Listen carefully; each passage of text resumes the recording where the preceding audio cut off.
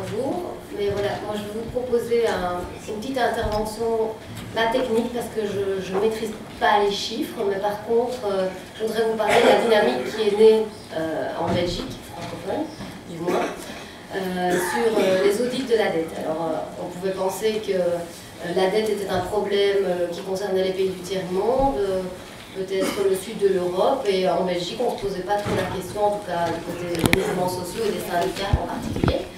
Moi, je travaille dans un syndicat et notre boulot au quotidien, c'était quand même de constater qu'il y avait des restrictions budgétaires qui touchaient les politiques sociales, qui influençaient évidemment notre boulot dans cette mesure-là.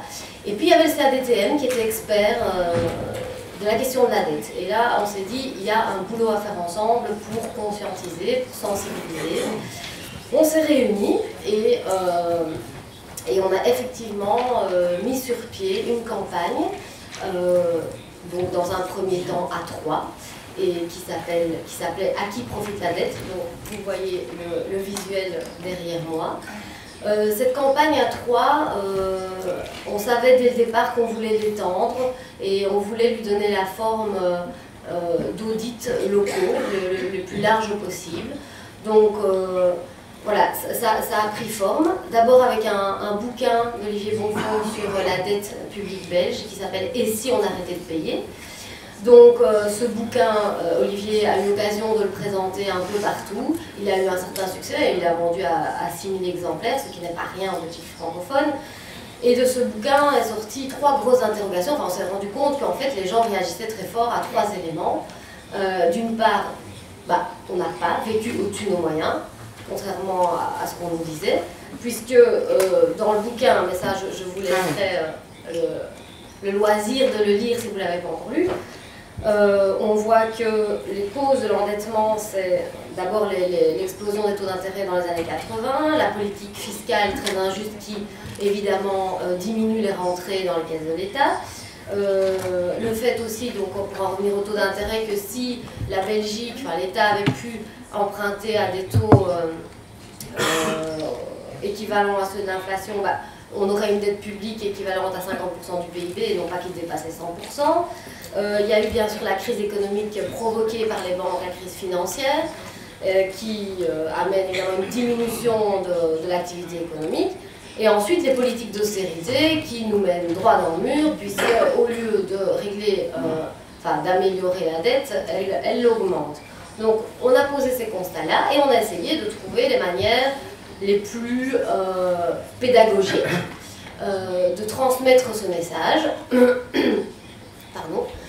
Et nous avons fait un dessin animé de 4 minutes. Donc je m'excuse parce qu'il n'y a pas de traduction et de sous-titrage anglais qui existe, mais je trouve que ça vaut la peine de vous le montrer. On a surfé sur l'humour, sur les accents belges et sur des voix bien connues de la radio-télévision belge pour porter le message. Voilà.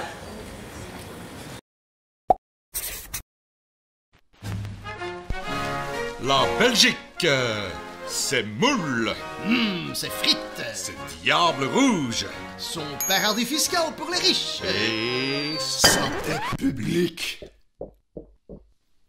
C'est quoi le stut avec la dette publique? le stut, c'est qu'on doit se serrer la ceinture pour la rembourser. Pareil qu'on a vécu au-dessus de nos moyens, que maintenant, il faut faire des économies. En tout cas, c'est ce qu'ils disent à la télé. Oui, tu parles. Ça fait 30 ans qu'on nous dit qu'il faut faire des sacrifices et que ça ira mieux demain. On entend toujours, hein? Bon, on ne vit pas au-dessus de nos moyens.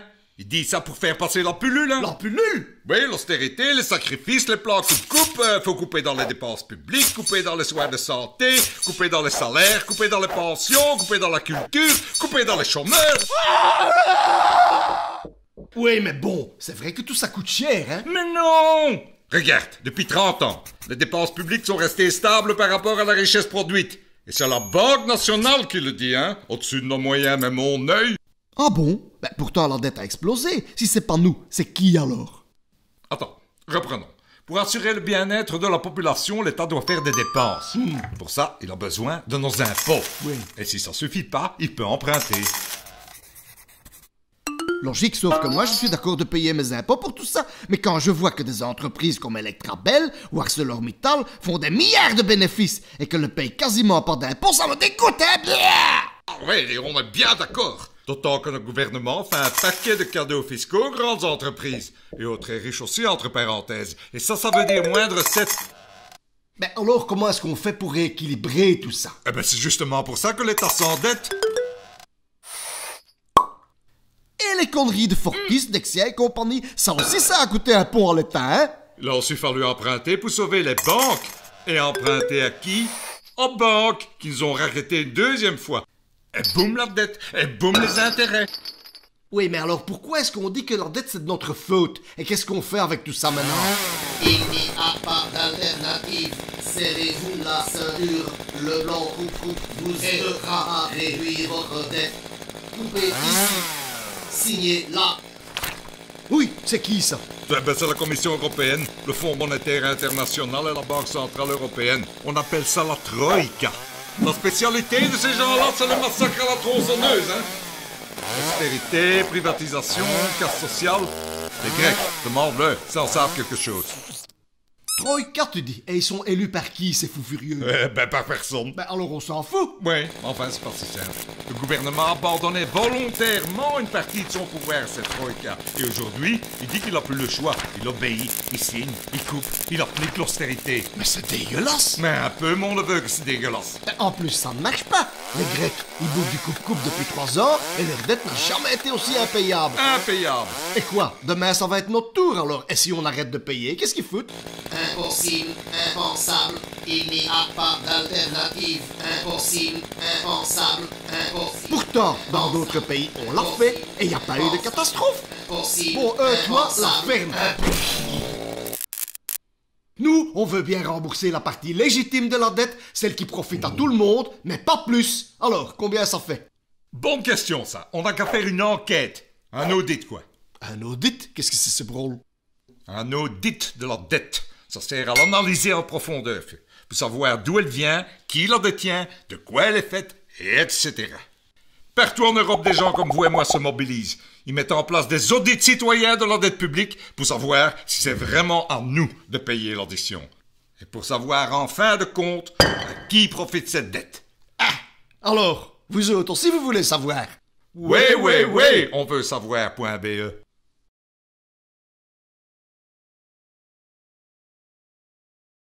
Donc fort de cette petite capsule, qui a quand même été vue à 350 000 fois sur YouTube en quelques semaines, donc on peut appeler ça un buzz. Fort de cette petite capsule vidéo, on a capitalisé, pour utiliser un vilain mot, et on a demandé un mandat à travers une pétition en ligne aux citoyens que ça intéressait, un mandat qui disait ceci en substance, donc qui mandatait les organisations de la campagne pour mener cet audit. Alors l'audit, ça voulait dire quoi? Deux choses principalement. Continuer ce travail d'éducation permanente, sous toutes ses formes, donc vidéo bien sûr, mais tracts, pièces de théâtre, enfin tous les outils qui étaient à notre disposition pour faire connaître cette question de la dette, de son éventuelle illégitimité, de son éventuelle illégalité. Et alors la deuxième partie du boulot, c'était plus le boulot méthodologique, donc plus difficile. Voilà. Donc on a récolté des milliers de signatures, on a fait une assemblée et maintenant cette campagne qui s'appelait au début « À qui profite la dette » a muté dans une plateforme qui s'appelle ACID, dont je fais partie, et qui rassemble une trentaine d'organisations. Aujourd'hui, ACID, c'est 10 groupes locaux, à peu près partout en Wallonie et à Bruxelles. Et ces groupes locaux travaillent, donc par exemple à Marche, ils font une pièce de théâtre sur le sujet pour sensibiliser. À Liège et à Verviers, ils ont le nez dans les comptes, ils ont demandé, ils ne sont pas découragés, ils vont trouver le pouvoir communal, ils demandent des comptes sur les emprunts de la ville. Au début, on les envoie un peu paître et puis au bout de 2 ans, on leur donne ces documents.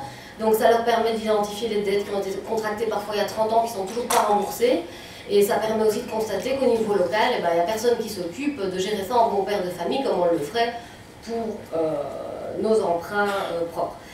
Voilà, Acide, parce que je dois précipiter la chute, mais Acide a aussi continué à travailler, donc on a un manuel, on a fait un mémorandum au moment des élections, on a une brochure, enfin tout ça est disponible sur le site internet. Si Chiara, tu veux bien projeter la homepage du site internet où vous trouverez toutes les informations utiles.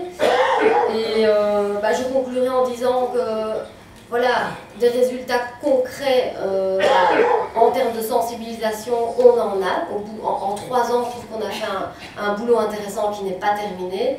Loin de là. C'est vrai que la Grèce nous a donné un peu d'espoir.